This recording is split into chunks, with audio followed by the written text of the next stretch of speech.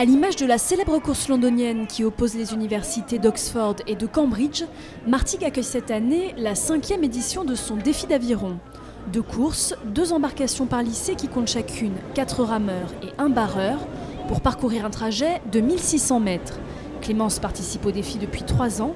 Ce qu'elle vient chercher ici, c'est avant tout la convivialité et un peu d'adrénaline. Ça nous permet de nous retrouver aussi en dehors des cours, voilà. Et en même temps, c'est normal, on a envie de se titiller, on a envie de gagner, quoi.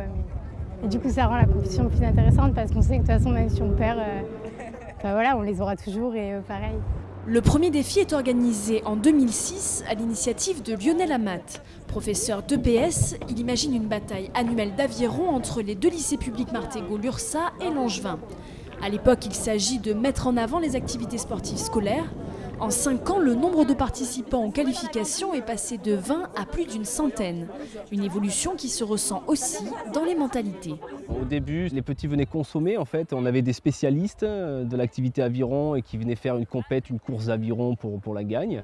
Et là, on a sur les 130-140 élèves, on doit avoir qu'une dizaine de compétiteurs aviron. Tout le reste, ce sont des élèves qui viennent découvrir. Donc maintenant, on est rentré dans une routine qui est relativement intéressante. Cette année, c'est le lycée l'URSA qui remporte le trophée du rameur avec 1 minute d'avance. Mais pour l'instant, Langevin garde la tête avec 3 victoires obtenues depuis la première course, contre 2 pour son adversaire.